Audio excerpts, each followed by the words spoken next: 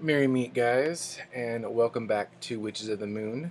I am your Wednesday host, Houston, um, and this week we are talking about our favorite divination techniques, or favorite divinations, or divination in general. Um, I think each of us we chose to talk about a particular type of divination instead of talking about divination as a whole. I'm going to touch base on what divination means to me, and then um, which divination I chose. Divination for me,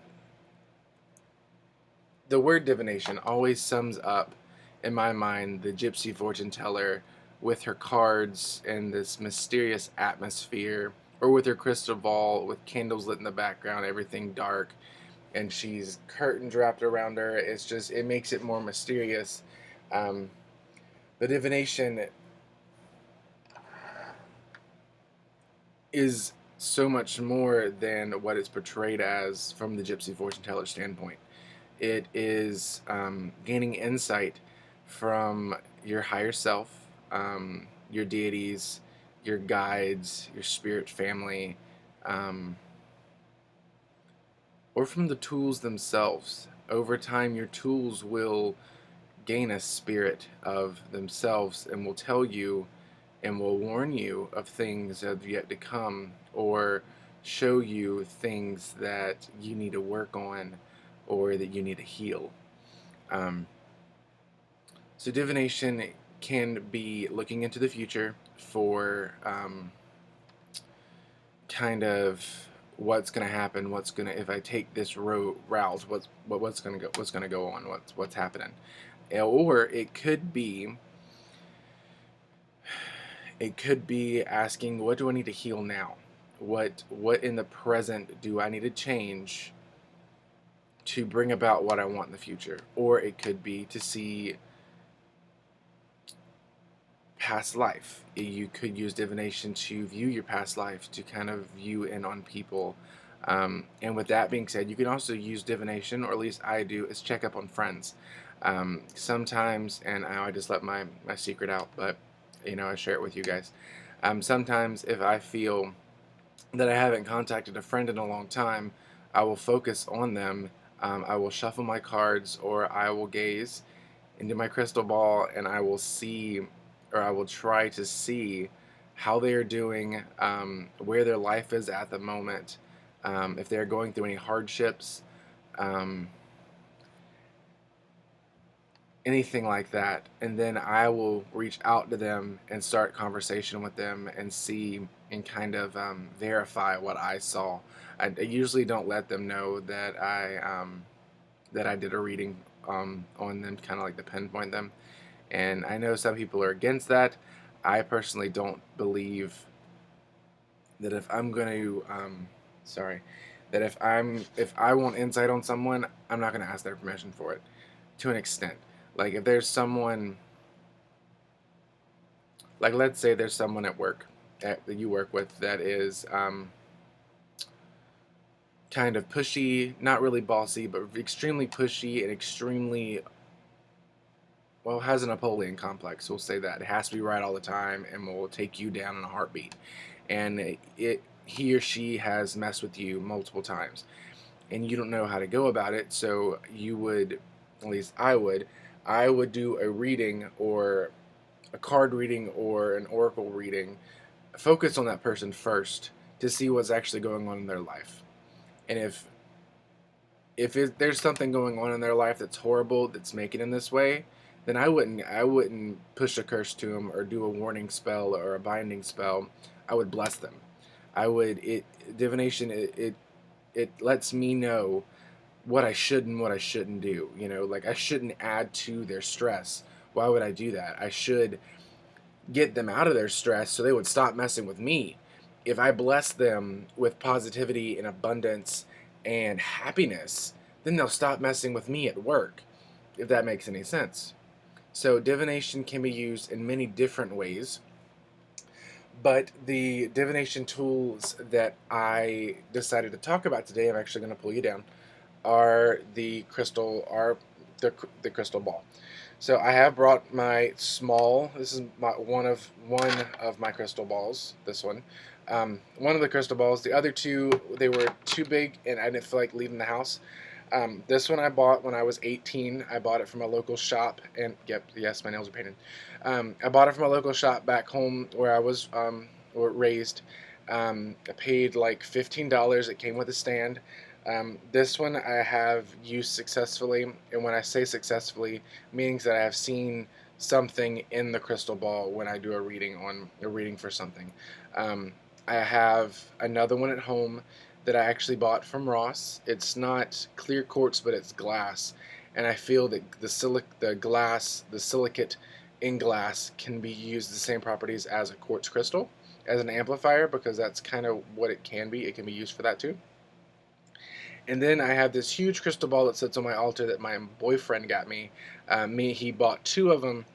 He actually uh, kind of tricked the woman that he bought it from. It was originally $40 for each of them, but the woman didn't know, and she was like, "You know what? I want them out of the store. So if you want both of them, give me $15, and they're both yours." So I have this ball. It's huge. It's huge, and it sits on my altar. I did not want to move that one. Um, but that's the one I usually go to now. But do use this one from time to time. Now, the thing is, it doesn't have to be a clear quartz. It can be something like a tiger's eye, an obsidian, goldstone, carnelian, jasper, anything. It can be any type of crystal ball that you feel pulled to. I have scried using this tiger's eye. It's just you can't see things in it. It helps you see things in your mind's eye, which is technically what you're seeing in the crystal ball. Now, what there is crystals, um, I will go on how to use that in a second. But there are crystals, you can also use clear quartz points. I have two pieces of clear quartz points that I use. This one I consider my ice quartz just because it's so clear and see-through. And this one I use as an oracle or ocular point. I don't know if you can see it with a type of camera. Oh, I actually can't. So yeah, this one I use for like the crystal balls. Like if I don't have a crystal ball with me, and I'm going somewhere where I feel like I would need some kind of insight, and I don't have my cards, I would carry this with me. This usually doesn't leave my altar either, unless I know something is going on. But I'm going back down. With the crystal ball, we're going to focus on that. With the crystal ball, you do need to cleanse, just like any other tool that you have with your tarot cards, oracle cards, or rune sets. Excuse me. You do need to cleanse and empower the crystal ball so it can have the energy to show you. Because right now, it's just a crystal ball. There's no energy input. I haven't used this in a long time, so there's no energy into this other than what it has absorbed through sitting on one of my altars. Um, Now, one of my favorite ways to cleanse is by smoke. I wouldn't do by fire because this is as being a quartz is a magnifier. So fire, it would magnify through and catch something else on fire. I don't advise that at all. And a great way to cleanse is actually to use kind of make an herbal bath for the crystal ball itself. So you'd have a dish and you would infuse. Make an infusion or a tea to an extent, and you would run that over the crystal ball. The best thing is to make a mugwort bath because mugwort or eyebright is good for ocular vision, for prophetic visions, and kind of seeing things and helping your second sight. So what I like to do is actually make a mugwort bath. Is I steep mugwort for about 5 to 10 minutes in hot water. I strain the water so it's like a tea. For warning, do not drink the mugwort tea. Do not, if it gets on your hands, do not put it in your mouth. Mugwort is extremely toxic.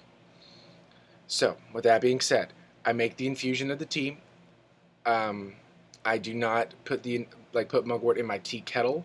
I actually have a separate herb herb ball, those things you can get from Dollar Tree or a tea bag, that I put the mugwort in, and I wash it out thoroughly before I use anything else with it. But I make the herb tea, the mugwort tea, and then I set this in a dish, and I pour the mugwort tea over it so it washes it, and then I physically turn it and wash it and splash water over it just to cleanse it and empower it with the mugwort qualities.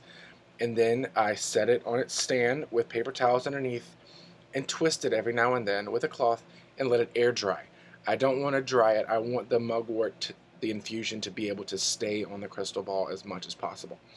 Um, Now, getting to how to use a crystal ball, I'm going back up because you don't really need to see it, and if I feel like you do, go take it back down. But on how to use a crystal ball, there are many different techniques and there are many different ways to do it. But what has worked for me is being in a dark room, um, or in a dark space, or actually right now I can probably do, looking down at it, I could probably go into a trance and do a vision this way. As long as you kind of have some kind of dark background where there's no distractions or anything glaring in the crystal ball, since it is glass. You could do it either way. But for me, working in a dark room or where there is one color underneath it or in the background, that works perfect for me. Now, when you're doing crystal ball gazing, you're not gazing at the crystal ball, you're gazing through the crystal ball. So you would not look at the surface. You would look past the surface and into that color to see, and to try to see with your mind's eye, or even with your physical eye, if you have that ability, to see what you are desired to see. When you do crystal ball readings, you have to be able to focus on one question or one common intent at a time. That's why it's difficult, because scrying, you have to be able to focus your mind onto one thing and keep it focused on that one thing if you want to see results. Like if you want to focus on a person, you have to keep saying that person's name in your head over and over and over and over again until that's all you're thinking about is that person. How that person looks, how that person smells, how that person, I know that's kind of creepy, but sometimes people do have a smell, how that person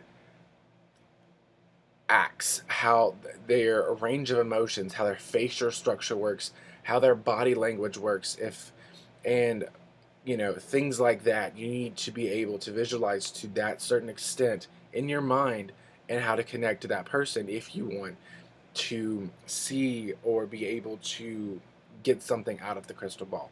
And it doesn't, like I said, it doesn't have to be a person. It could be, you could do, your intent could be, will my finances increase in the next couple months? You could keep that focus in your mind and look through the crystal ball. You're going to look through it.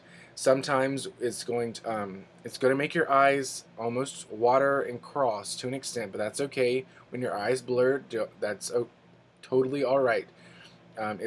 The crystal ball is mainly an enhancement tool to send you into a meditation or a trance of sorts. So that's why I'm taking these off. When some people are looking at the crystal balls, their eyes do cross. They'll get fuzzy, or they'll start to what I call in the smoke shop world, they'll start chinking, which they'll get smaller and smaller by looking at the crystal ball itself, like you're closing your eyes, and that's okay as long as you keep focused and keep your eyes on the crystal ball. Images will start to appear, and they may be images like you're watching a movie. Sometimes, I have seen images like I'm watching a movie. Other times, I have seen symbols pop up. I have seen fog inside the crystal ball, and it changes colors or it changes direction. I have seen actual, instead of fog, I've just seen overlaying color. Like a color seems just to radiate from the crystal ball. That is just one of the ways to do it. I mean, there are tons of books out there. I know there is a book, Crystal Ball Reading for Beginners. I do not have that book.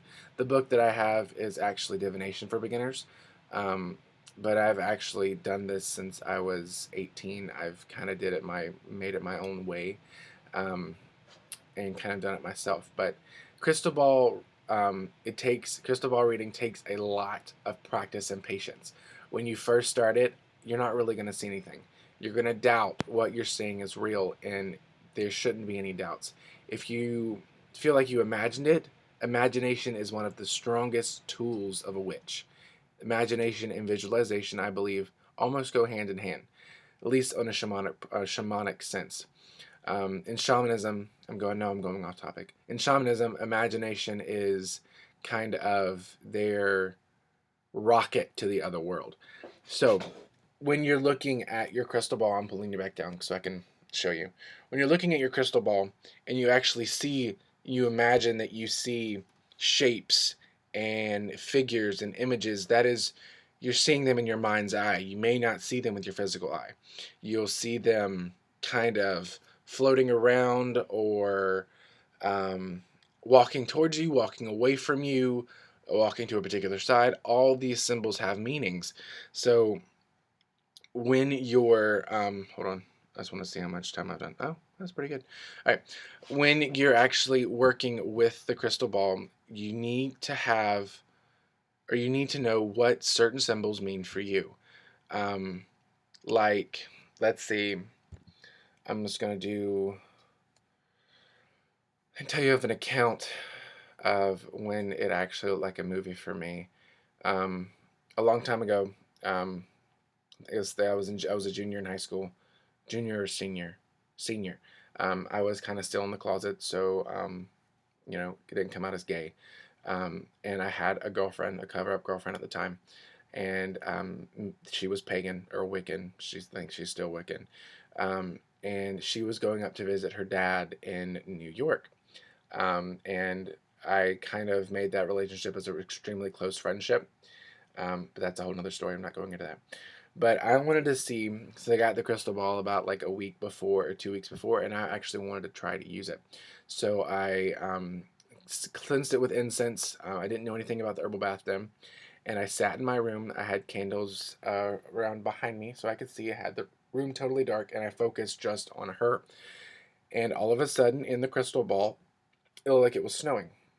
Like snowflakes were going. It was like breezy. It was kind of sporadic, but you saw snowflakes. I saw snowflakes go over the crystal ball, and this is the same crystal ball I used.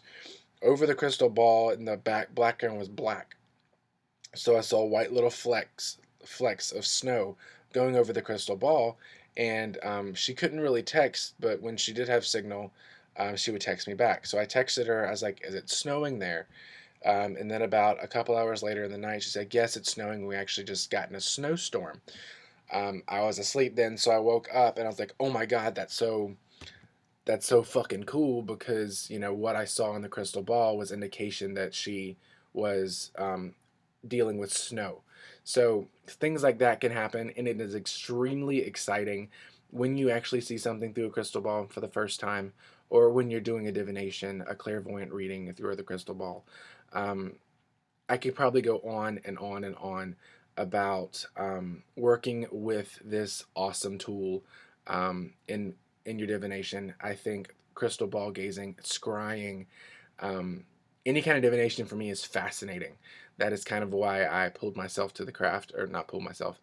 That's kind of why I chose this path to be on. Um, that and the healing aspect, but divination is like my top one. Um, I love tarot and oracle. Those are my go-to all the time. But if I really want to sit down and I really, really, really want to go into a trance and be able to kind of clairvoyantly see what's going on around me, the crystal ball is my go-to tool. Um, if you have any questions, I'm actually going to end the video here before it gets any longer. I'm almost at 20 minutes. Um, and I don't really apologize for making it long because it was a lot of information. But if you have any questions about how to use a crystal ball, or tips and tricks if you have a crystal ball, or how to use, I didn't really talk about how to use the crystal in scrying. Please leave a comment below, send me a message. I may do something on my personal YouTube channel about crystal ball and my experiences with the crystal ball like I did today. But like I said, if you have any questions, please leave them below in the comment section. And with that, I hope you guys have a great rest of your week. I can't believe my tongue gets tied up. And until next week, many blessings, and I will see you guys later.